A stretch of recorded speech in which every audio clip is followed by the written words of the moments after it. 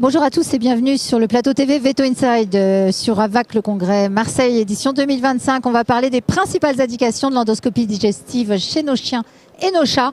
Je vous propose d'en discuter avec notre consoeur Fanny Bernardin, spécialiste en médecine interne. Bonjour Fanny. Bonjour Valérie. Bon Fanny, pour commencer, est-ce qu'il y a un âge minimal pour réaliser une endoscopie digestive chez un chien et un chat ? Il n'y a pas vraiment d'âge minimal, c'est une question d'anesthésie principalement, hein, parce que chez les jeunes, l'anesthésie générale est quand même plus risquée que chez l'adulte.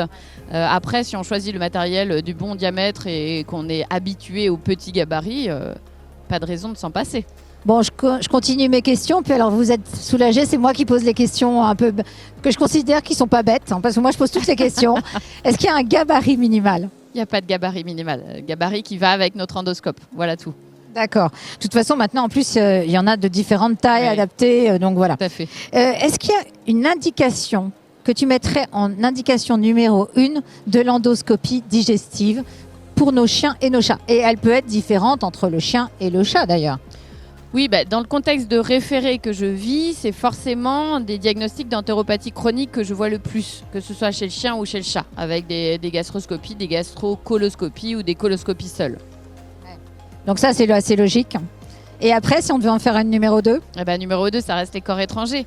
Les questions d'endoscopie interventionnelle avec des retraits de corps étrangers, des dilatations de sténose, des poses de stent trachéal ou urétral. Ouais, donc là, c'est plutôt soit au niveau de l'œsophage, soit au niveau de l'estomac, évidemment, à ce niveau-là. Et les principaux corps étrangers que tu trouves ? Alors, on a des surprises parfois. Ouais. Beaucoup de torchons, beaucoup de tissus, des chaussettes, des sous-vêtements. Ça, c'est le grand classique. La balle, parfois, qui n'a pas été bien choisie avec le gabarit du chien. La pelote de laine, quand même. Ah oui, les oreilles de porc séchées. Ah oui, ça arrive. Ça colle bien, ça, l'œsophage. Ouais. Pas mal, ouais.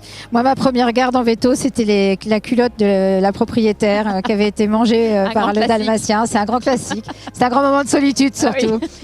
Est-ce que cette endoscopie seule peut suffire à poser un diagnostic d'entéropathie chronique ? Non, l'endoscopie, elle est surtout pas le seul élément diagnostique. Elle s'inscrit dans une démarche globale. D'abord, les analyses urinaires et sanguines, les plus larges possibles. Et puis ensuite, on a les analyses de sel, on a l'échographie abdominale. Et l'endoscopie ne vient qu'après toute cette démarche, après des essais alimentaires aussi. Les ulcères gastriques qui sont difficiles à diagnostiquer. Oui. Est-ce que justement l'endoscopie digestive, c'est un examen d'imagerie qui est performant pour diagnostiquer ces ulcères gastriques ?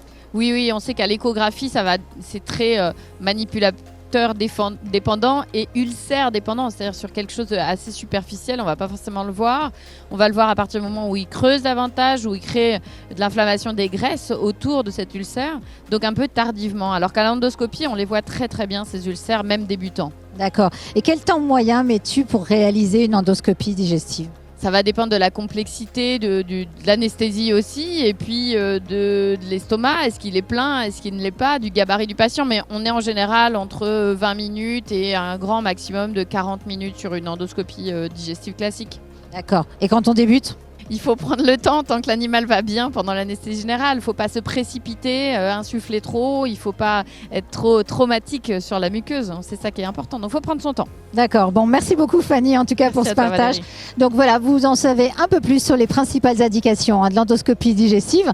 Et puis, surtout, ça décomplexe un petit peu d'entendre tout ça. Et puis, soyons réalistes, faut un peu de temps pour arriver à bien réaliser cet examen. En tout cas, si vous avez aimé et que vous voulez davantage de tips, suivez Veto Inside, chaîne d'actu Veto, étudiants Veto et ASV pour en savoir davantage. La chaîne est gratuite. Allez, à très vite.